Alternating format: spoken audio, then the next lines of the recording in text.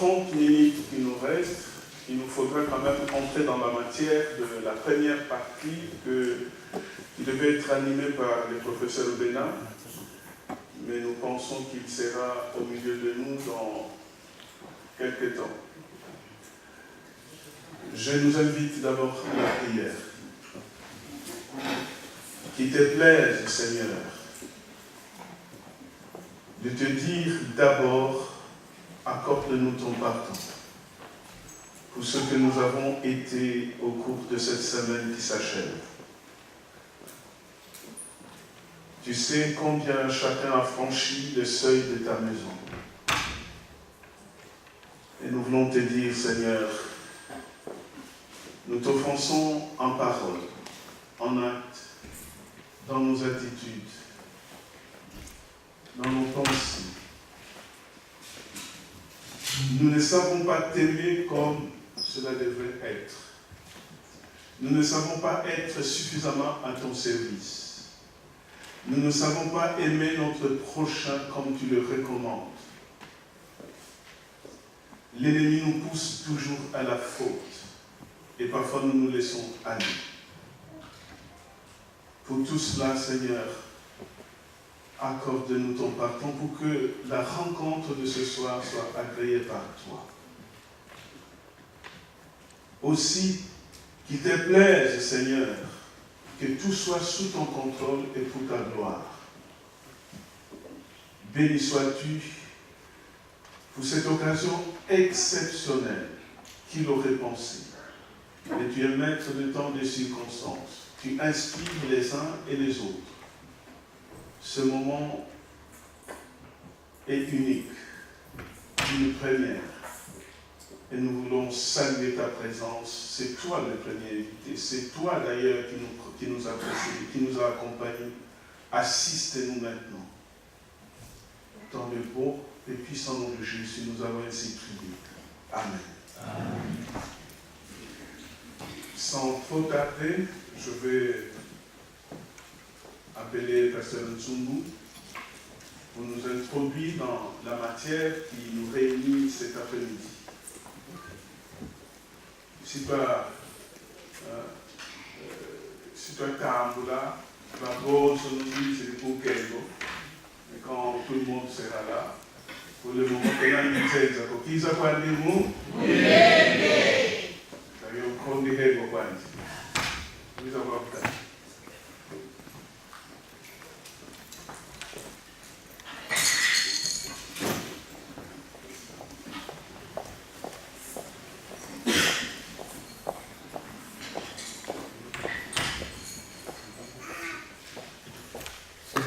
D'abord, je vous salue par le bon nom de notre Seigneur Jésus-Christ.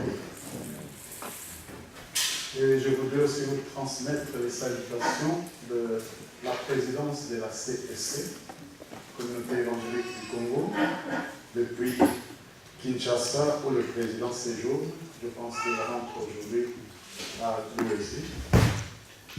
Il sait que nous sommes là et que nous serons ensemble aujourd'hui pour célébrer le nom de notre Seigneur Jésus-Christ. Cette première partie était prévue pour nous entretenir un tout petit peu sur un sujet qui concerne la CEC, la Communauté évangélique du Congo. Et nous disons qu'on est ici à la CEC France, mais plusieurs personnes ne connaissent pas ce que cela veut dire. La Communauté évangélique du Congo est une vieille église qui avait été commencée depuis 1881 par l'arrivée du premier missionnaire suédois en la personne de Carl Johan Engvall. Il a foulé le sol congolais le 25 août 1881. Et maintenant, aujourd'hui, au XXIe siècle, nous avons déjà un autre changement disons, une nouvelle situation, parce que nous voyons qu'il y a les enfants de la CDC parsemés à travers le monde. On est un peu partout. Quand nous avons essayé d'examiner la situation, on a trouvé que on se retrouve pratiquement sur tous les 5 continents aujourd'hui. Et cela, c'est un sujet de joie et nous pouvons louer le Seigneur pour cela. Et quand les différentes délégations qui sont venues seront présentées, vous remarquerez qu'il y a des gens qui viennent de l'Europe, mais aussi de l'Amérique. Ne vous en faites pas, il y a aussi des gens en Asie, en Afrique, n'en parlons pas, en Océanie également. Donc, on est partout à travers le monde. Alors, on se pose la question de savoir si on doit toujours continuer à parler d'une communauté évangélique du Congo. Et c'est là, qu'est-ce qui se passe? Et c'est là où était née l'idée de voir si on ne peut pas commencer à réfléchir pour parler plutôt d'une communauté tout à fait internationale. Je vais d'abord vous donner très brièvement quelques aspects historiques pour vous montrer que ce n'est pas une question qui commence maintenant. Je ne vais pas retourner très loin, mais je prends seulement un aspect du départ. Lorsque les missionnaires étaient venus au Congo, vous avez dit, nous serons contents si l'évangile sera maintenant entre les mains des Congolais eux-mêmes qui vont commencer à l'amener à travers le monde. Et donc, quand ils ont commencé au Congo-Kinshasa, pour aller commencer l'œuvre au Congo-Brazzaville, ils ont utilisé les enfants de Congo-Kinshasa. Donc, ils ont pris les évangélistes du Congo-Kinshasa, ils sont allés avec eux, et puis les missionnaires suédois étaient là, mais ils ont travaillé côte à côte avec les évangélistes du Congo-Kinshasa. Et nous avons l'église au Congo-Brazzaville, et même quand on a donné l'autonomie aux églises, ils ont voulu nous apprendre comment aller ailleurs pour ouvrir ou bien pour prendre la responsabilité de l'Église à travers le monde. Et cela avait fait que Congo-Kinshasa et Congo-Brazzaville s'échangeaient des missionnaires. Moi, quand j'étais encore tout petit, je savais que Zanaga était notre champ de mission. Donc, on envoyait des évangélistes là, Pasteur Bakani et d'autres qui étaient partis là-bas. C'était pour les missionnaires une façon de nous apprendre comment nous allons continuer l'œuvre à travers le monde. Mais je saute directement vers les années 80. Au milieu des années 80, celui qui était le secrétaire de mission internationale en Suède avait lancé une série de conférences au niveau des églises sœurs, tout comme au niveau de la Suède. On devait discuter sur l'avenir de la mission. Et cela a donné beaucoup d'ouverture et beaucoup d'initiatives de ce qu'on pouvait faire. La même période, on a reçu l'appel de nos frères qui étaient en Angola, qui disaient qu'ils étaient en train de se réunir au nom de la CDC.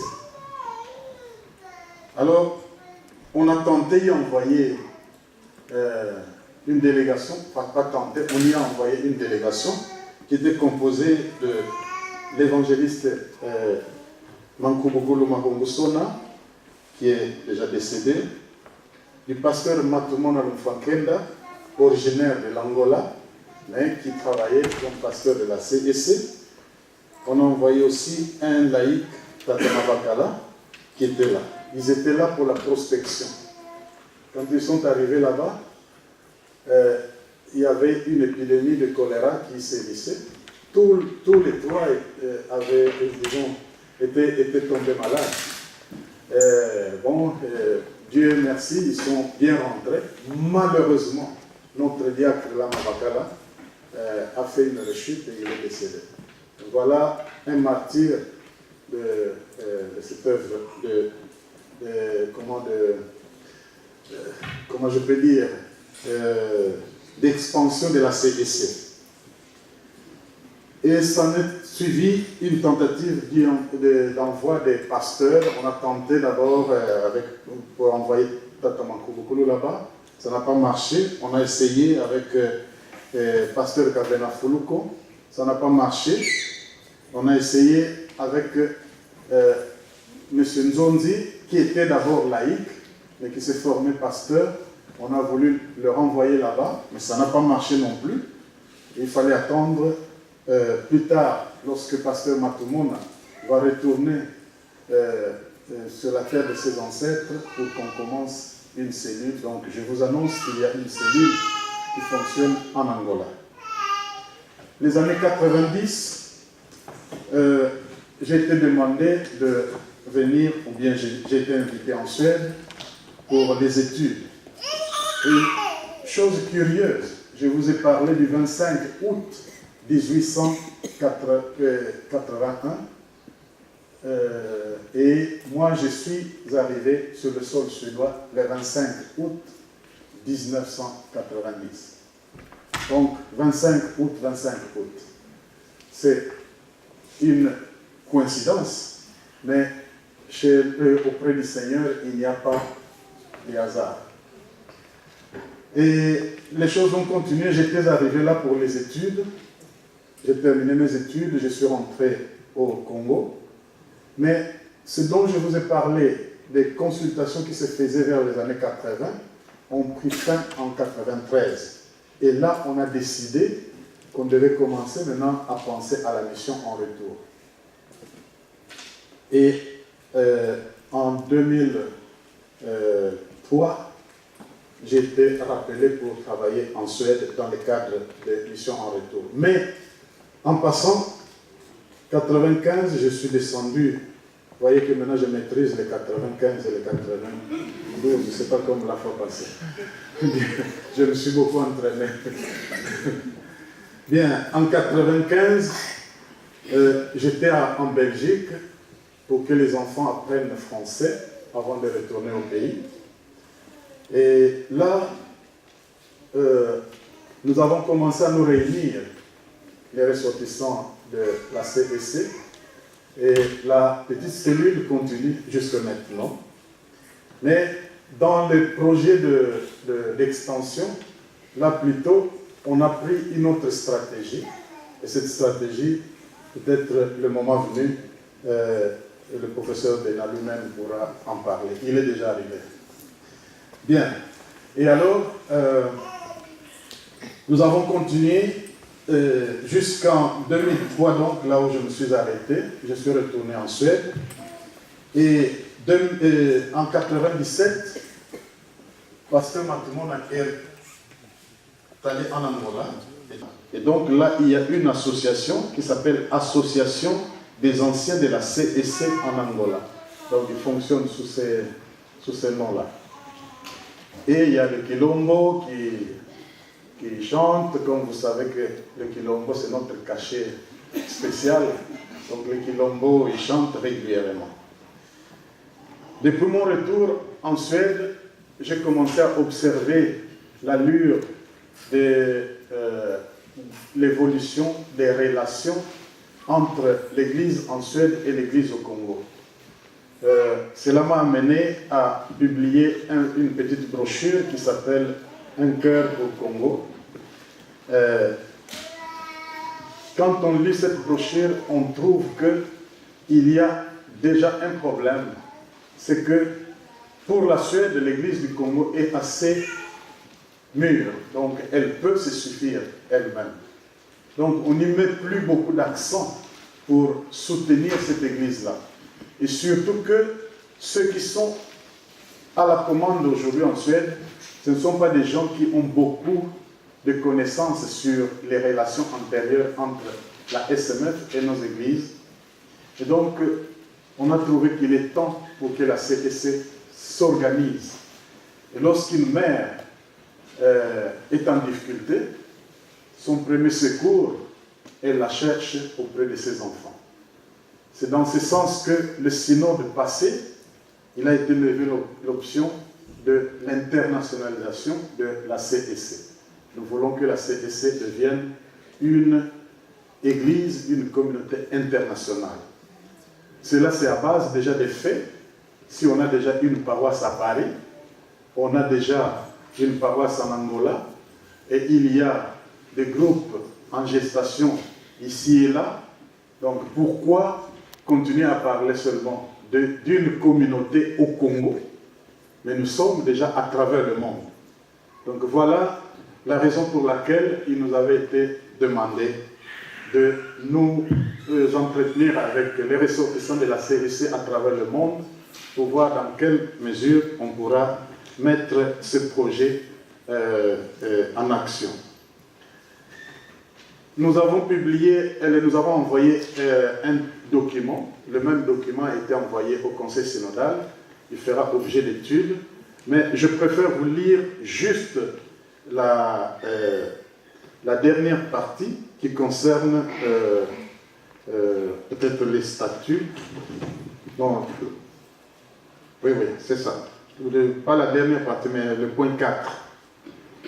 Pour un meilleur respect des lois dans les pays d'extension et pour éviter des malentendus, les paroisses de l'étranger devront bénéficier des particularités structurelles. Donc nous n'allons pas faire en sorte que toutes les paroisses qui sont à travers le monde fonctionnent exactement comme les paroisses qui sont dans le Manianga, ou dans le Bas-Congo, à Kinshasa, mais on doit s'adapter à la situation des pays dans lesquels on s'implante. Je saute.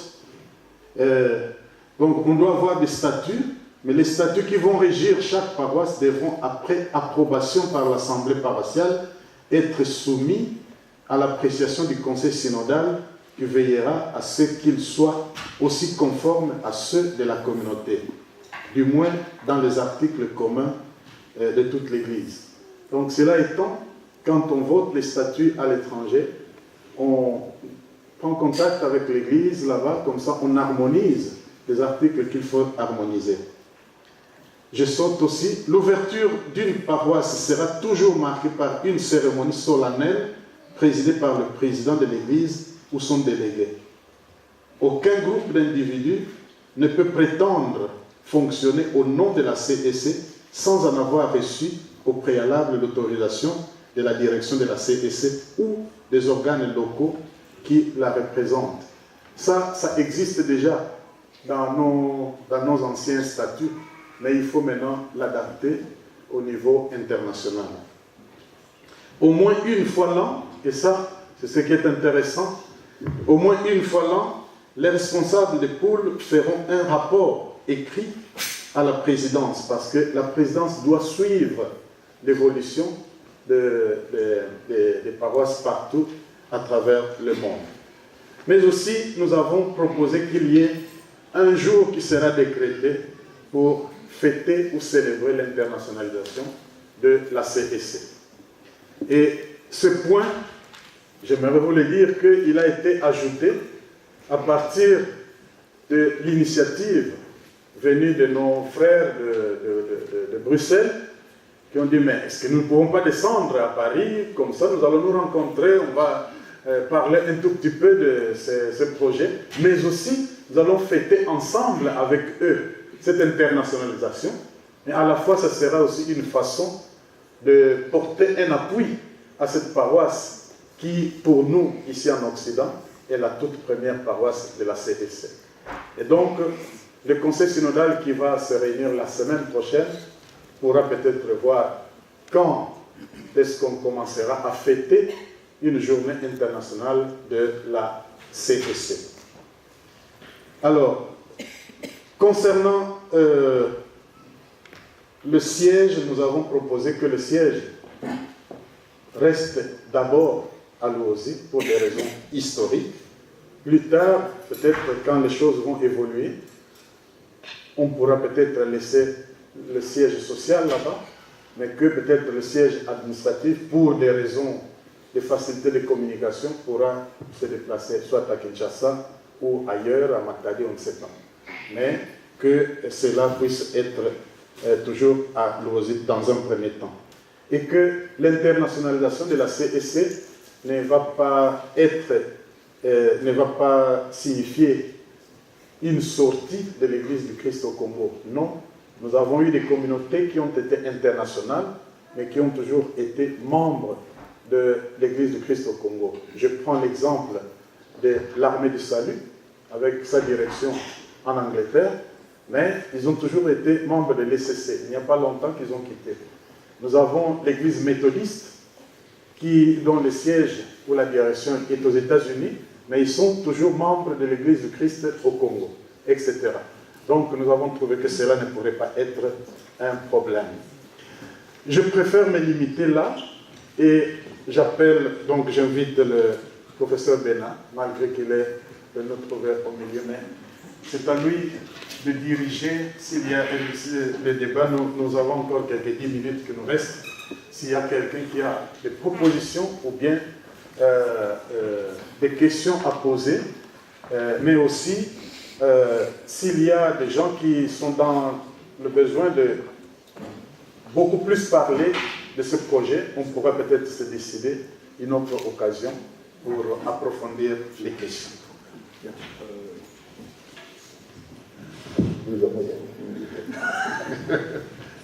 Bon, moi, j'ai beaucoup de chance parce que je viens d'être ici. J'ai été ici dimanche et vous savez que quand je viens de cette paroisse, je suis dans la joie. Vous le savez, nous avons eu de problèmes avec le garagiste. Je m'excuse pour le retard. Alors, nous passons vite au débat. Tata Ntsumbu vous a expliqué le projet. Si quelqu'un a besoin d'en savoir plus, il peut poser sa question. Tata Ntsiloulou, Tata Ntsumbu, moi-même et d'autres anciens de la CEC ESMED qui sont ici pourront répondre. Ce n'est pas limité. Voilà. Baladez, je vois avec ça dans la salle.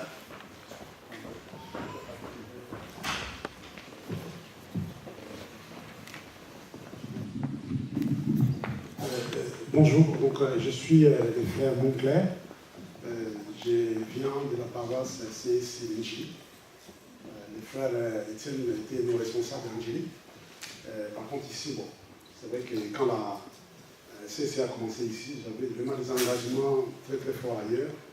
Et je ne pouvais pas très suivre la CEC. Mais comme vous le savez, mon cœur y est. Amen. Amen. Donc en fait, c'est comme on dit, hein, là où je suis, je considère comme cette église-là comme étant ma femme. Je l'ai choisie. Mais la CEC pour moi reste ma mère. Donc entre une mère et une sœur, vous savez, c'est une femme, on ne sait pas trop vraiment choisir, mais la maman reste la maman et la femme reste la femme. Ma question, je pense que j'avais aussi partagé dans les mails qui circulaient. Donc j'avais répondu un tout petit peu, mais je ne vais pas y revenir. Mais ma question était l'internationalisation. C'est bien, c'est vraiment formidable. Mais est-ce que vous ne pensez pas non plus que, comme j'avais dit, l'internationalisation passe aussi par... c'est vrai que quelqu'un avait évoqué des problèmes financiers. Certes, la SMF ne soutient plus. D'ailleurs, c'est pour cela que nous devons nous-mêmes être autonomes. Nous devons être capables de nous prendre en charge. Vous ne pensez pas que cela aussi passe par, comme j'avais dit, au lieu que les pasteurs restent dans les 4 murs, parce que souvent ça a été ça, je vais dire cela parce que pour moi, il y aura 2 aspects. Que les pasteurs ne restent pas tout simplement dans les 4 murs. J'avais dit que pourquoi les pasteurs ne vont pas travailler, parce que, comme vous savez, frère Étienne connaît, j'ai beaucoup d'expérience en ce qui concerne les églises, entre guillemets, églises de réveil. Il y a des problèmes d'argent, et tout ça, les problèmes des paiements des salles, et tout. Mais là, dans les documents, j'avais lu, j'avais compris aussi que les églises, seules qui sont ailleurs, devaient, entre guillemets, soutenir l'église mère ou la direction qui sera à Mulhouse ou ailleurs, comme vous l'avez dit. Mais par contre, moi je disais qu'en fait, si l'intervention passe aussi par que les hommes de Dieu puissent sortir. Quand je dis sortir, c'est-à-dire qu'un pasteur peut être pasteur dans son église, mais être par exemple aussi enseignant quelque part. Parce qu'ils ne sont pas niveau bac. Ils sont quand même la plupart niveau licence, bac plus 4, bac plus 5 et d'autres même des docteurs. Et si au lieu qu'ils restent comme ça, il y a deux intérêts pour moi. Le premier intérêt est que la personne ne reste pas totalement à charge de l'assemblée.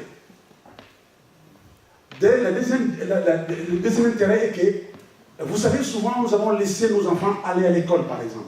Nous avons laissé nos entreprises gérer, ou nos enfants être gérés par des pédophiles, par des personnes qui n'ont rien à voir avec la morale. Certes, ils ont peut-être une instruction, mais ils n'ont pas l'éducation. Certains.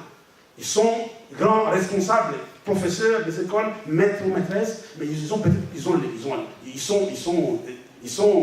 instruits, mais ils n'ont peut-être pas la morale. Et cela permettra que l'Église, les hommes de Dieu aussi, puissent influencer ces milieux. Dans les entreprises, un homme de Dieu qui est comptable, on ne verra pas de malversations, en tout cas si il se soumet au Seigneur. Est-ce que vous ne pensez pas que aussi ça passe par cette internationalisation? Merci. J'ai peut-être un peu long. Bon, je vais demander à Tata Chou de répondre, mais il y a une prévention. Compte tenu du fait, et heureusement qu'il l'a reconnu, compte tenu du fait que nous n'avons pas beaucoup de temps, essayons d'avoir des questions très précises. Il a fait des très bons commentaires, je suis content. Mais il faut être plus précis pour tout simplement gagner du temps. On va ramasser les questions. Comme ça, on répond une fois pour toutes. Deuxième question.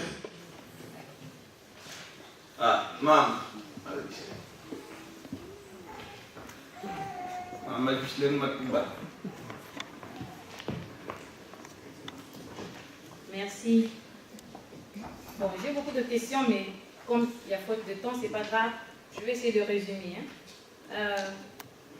J'ai une question et une proposition. Après, c'est vous qui voyez. Je commence par la proposition, au lieu de poser la question. Ma proposition sur l'internationalisation, justement, est-ce qu'il n'y a pas possibilité de faire un genre de plateforme entre les églises sœurs? Par exemple, on a cité la Belgique, on a cité la Suède, d'abord on a été 2 fois. Et surtout, moi, je mettrais l'accent sur les jeunes. Est-ce qu'il n'y a pas possibilité d'organiser les rencontres, surtout entre les jeunes? Je ne dis pas que nous, les vieilles personnes, qu'on n'a pas besoin, mais surtout pour les jeunes, comme font dans d'autres églises, je lis un peu, que les jeunes se rencontrent une fois l'année, mais il faut vraiment que ça soit vite. Il ne faut pas que ce soit un projet qui est dans le placard.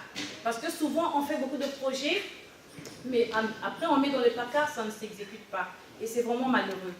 Et quand nous voyons aujourd'hui ce qui se passe avec nos enfants, avec les jeunes aujourd'hui, et c'est l'église de demain, même si certaines personnes n'aiment pas trop ce terme, mais il faut les préparer justement, préparer leurs rencontres, enfin, effectuer leurs rencontres, pour leurs échanges et déléguer un pasteur ou un laïc pendant ces semaines. Donc ça peut se passer en Belgique, ça peut se passer en Suède ou ici. En même temps, ça les permettra de ne pas trop s'éparpiller en fait. Et je trouve que ça sera une richesse. Encore sur les jeunes, la dernière fois on a eu, je ne sais pas si je peux appeler ça une mini-assemblée, sur les jeunes, en plus, j'ai un accent sur les jeunes, sur, comment on appelle ça, quand quelqu'un a un appel en fait, c'est sur l'appel. La vocation, voilà, merci. Sur la vocation, aujourd'hui, entre guillemets, l'Église n'a pas trop de moyens. Et nous avons vu ici, nous avons entendu encore, que les Suédois nous ont presque abandonnés parce qu'ils trouvent qu'on peut être assez autonome et on peut se prendre seul en charge. Au lieu de chercher des pasteurs qui viennent d'ailleurs, où on n'a pas la possibilité de les payer, comment l'Église, à travers l'internationalisation, compte faire pour essayer de trouver ou d'aider les jeunes qui ont la vocation, ou peut-être cachée, ou à l'état récessif. Comment faire pour... Comment l'Église compte faire pour essayer de découvrir justement ces dons qui sont cachés, pour justement pousser les jeunes à aller vers le Seigneur, ou accepter la vocation, ou accepter l'appel. Voilà. Donc, c'est un peu ça. Ça, l'avantage d'être modérateur. Vous savez que les idées sont très très bonnes, mais la philosophie de cette rencontre, je crois, c'est d'abord savoir si le projet peut marcher. Il y a des commissions techniques qui peuvent parler de tout ça. Débat sur la professionnalisation de pasteurs qui peuvent aussi travailler ou enseigner, débat sur des rencontres de jeunes. Je crois que c'est des décisions qui doivent être encadrées justement quand l'idée du projet réussit. En attendant même que le projet ne soit mis en place, il y aura des gens qui vont travailler comme un petit comité technique. Je ne sais pas si c'est cette proposition que je vous donne, parce que sinon on n'en sortira pas, soyons honnêtes. C'est-à-dire que les questions, nous allons les écrire, et puis on peut en discuter brièvement, mais approfondir des bonnes idées comme celle-là, dans une rencontre comme celle-ci où les cultes nous attendent, ça va être problématique. Donc je vous demande la permission de poser des questions précises. On va donner encore la parole à 3 personnes. Et puis les questions, on va les enregistrer. On ne va pas y répondre maintenant, ça va être matériellement impossible. Donc 3 personnes peuvent poser des questions de manière précise. Merci pour les propositions que vous venez de faire. Beaucoup d'églises fonctionnent comme ça. Je suis dans une église où les pasteurs travaillent et ne sont pas payés. Je fais l'intérim depuis 5 ans. Mais même les pasteurs qui étaient là avant, l'américain, ceux qui ont créé l'église, ils n'étaient pas payés, ils travaillaient. L'idée que Maman Ghislaine est très bonne, mais ce sont des choses qu'un cadre doit soutenir. Faire rencontrer des jeunes de différentes églises, il faut qu'il y ait un cadre qui réponde de ces rencontres-là. Voilà, c'est une proposition que je vous fais. Et comme l'Assemblée est libre, est-ce que vous êtes d'accord avec ça? Ceux qui sont d'accord se manifestent. Comme ça, ce n'est pas de la dictature. Bon, ceux qui sont neutres, qui disent non, on peut dormir ici, répondre aux questions, ils peuvent lever.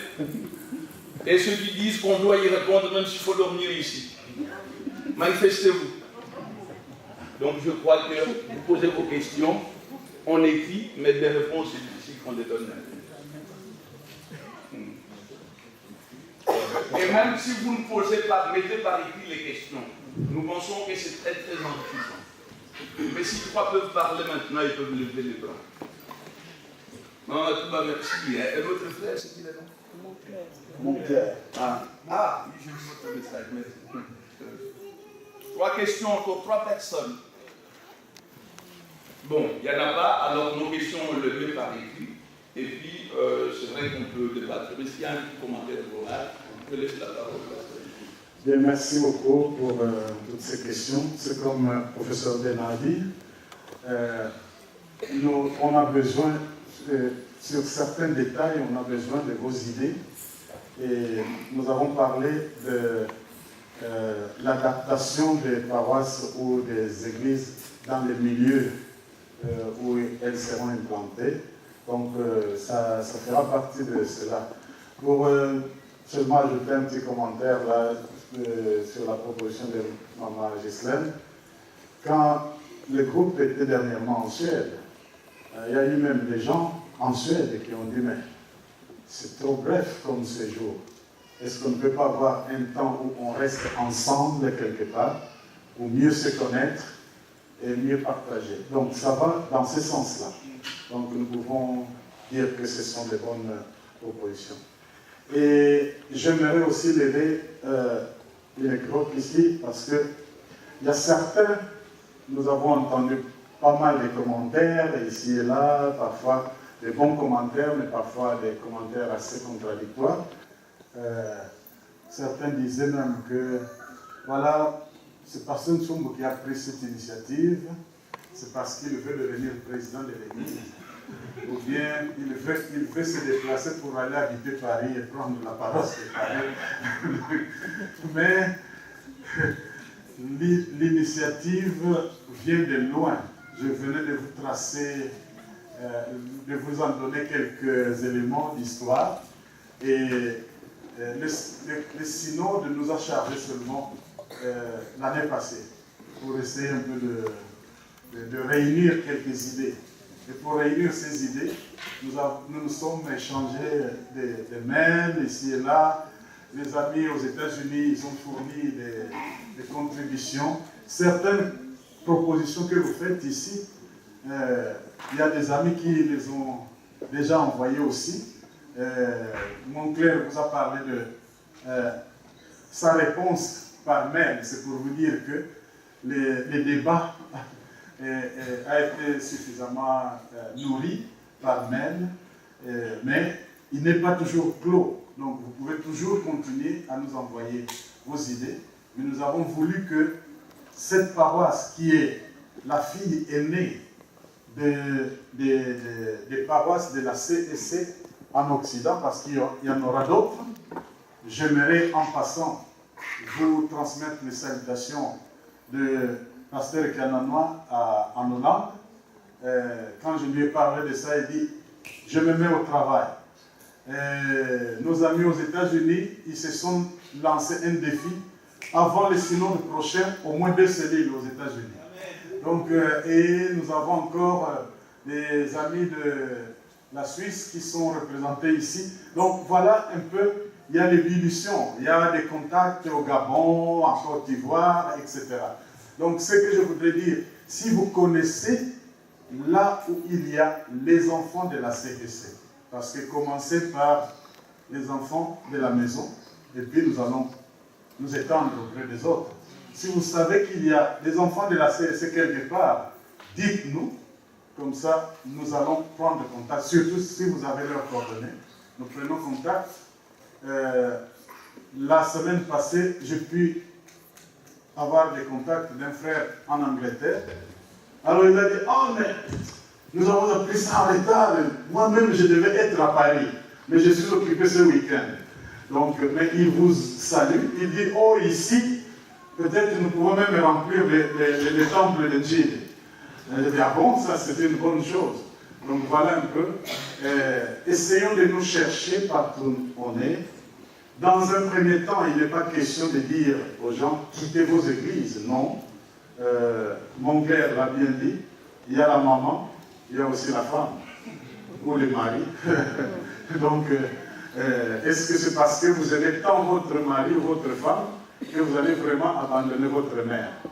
Donc, c'est à vous d'y répondre. Voilà. On va les faire mentalité. Oui, c'est bien peut-être aussi.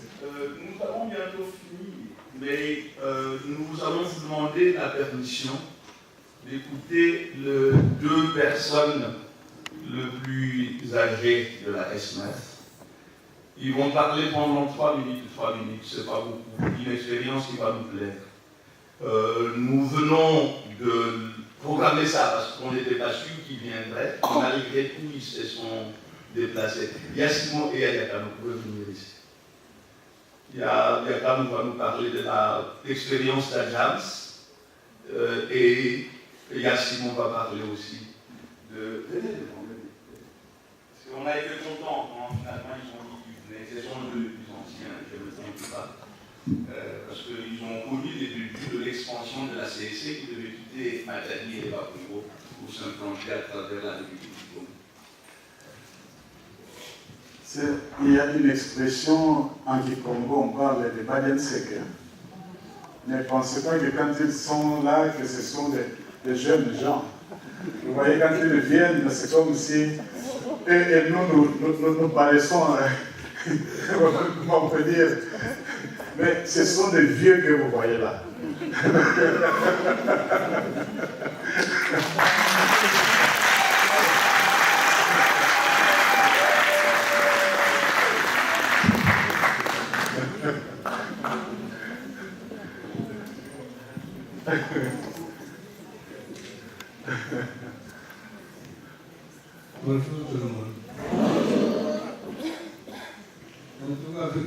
dire que nous avons accepté de venir vous voir et d'être avec vous.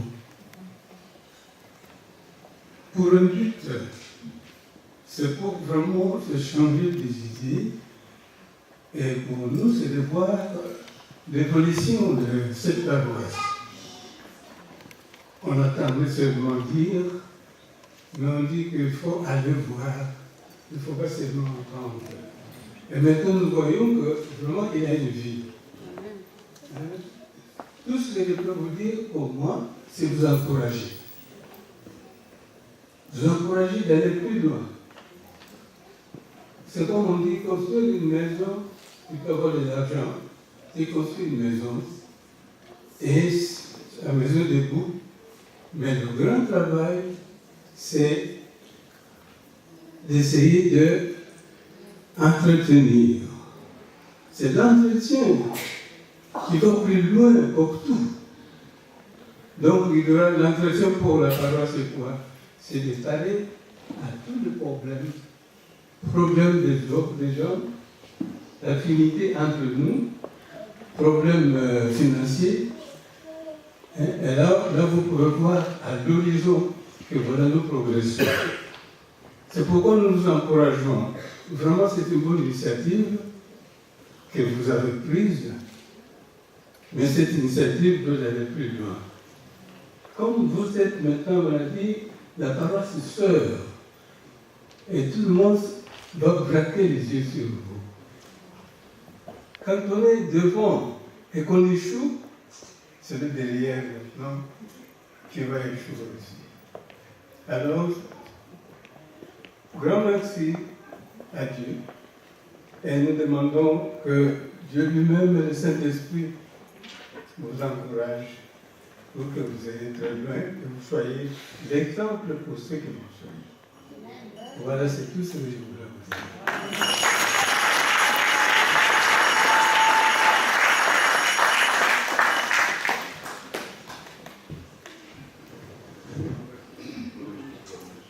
Bonjour à tous. Il y a deux choses dont je vais vous parler, mais je vais insister sur la deuxième. Première chose, c'est que je suis le fils de Maître Gabriel Mbaki qui a fait ses études au séminaire de Kingoï. Je ne sais pas si c'était la première école qui formait des instituteurs et des pasteurs. Il est de la même promotion que le pasteur Bahel, je ne sais pas, mais que le pasteur Bahel faisait la théologie et mon père a fait l'enseignement. Bon, je quitte ce chapitre-là pour vous parler de ce que j'ai vécu pendant ma jeunesse à Kinshasa, après 1960. Peut-être que l'idée avait commencé avant, mais les anciens des missions suédoises voulaient introduire cette église à Kinshasa, parce qu'elle n'existait pas. Il n'y avait que le Manyanga et le Matadi.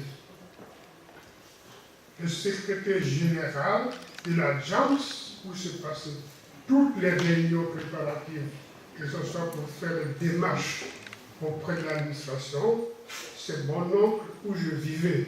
Donc j'ai vécu ces réunions-là régulières. C'était des gens qui étaient déterminés à ce que SMF, la Fédération SMF, soit installée à Kinshasa. De cette lutte, quel est le résultat aujourd'hui? Je pense que c'est une des communautés les plus vivantes, les plus prospères, je dirais, à Kinshasa. Nous avons des grands temples qui sont parmi les plus grandes églises de Kinshasa. Donc, tout cela, c'est question de volonté. S'il y a des initiatives et que nous travaillons tous dessus, il y a moyen d'y arriver. Voilà, c'est tout ce que je peux dire.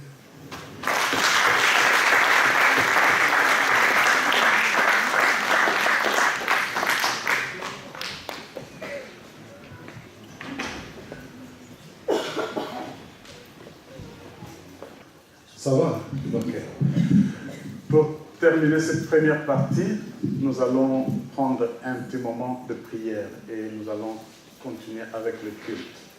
Donc, vous pouvez vous poser beaucoup de questions, mais toutes ces figures, qui sont-ils? Et peut-être là où vous êtes assis, vous voyez quelqu'un aussi que vous n'avez pas souvent vu ici. Donc, toutes les délégations vous seront présentées pendant le culte. Donc, nous avons préféré abréger cette première partie pour qu'on aille directement vers le culte, parce que le culte, c'est toujours la fête. N'est-ce pas? Bien, donc c'est dans la fête que nous allons nous présenter tous, nous allons nous saluer. Prions le Seigneur. Père Céleste, nous voulons te dire merci pour ce moment que nous venons de passer. Ce temps d'échange d'idées a été un temps que toi-même, Seigneur, tu avais pris en charge. Et nous savons que toutes ces idées nous ont été inspirées par toi. Nous voulons remettre ce projet de l'internationalisation de la CEC entre tes mains. Nous voulons en ce moment prier pour le conseil synodal qui va se réunir la semaine prochaine, que tu sois avec eux.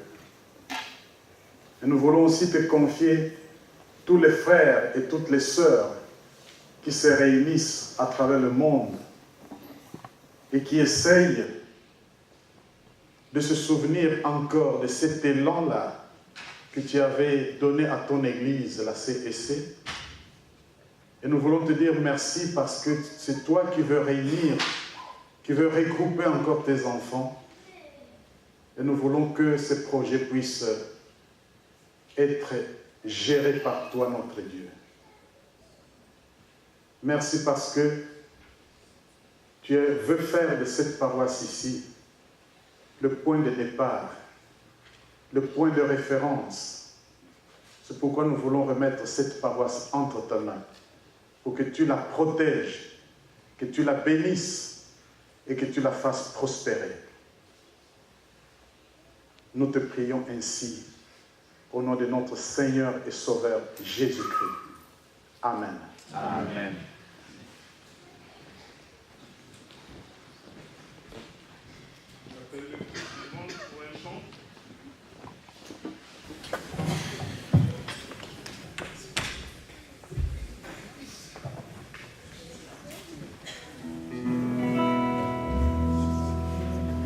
Tout le monde témoigne que tu es bon.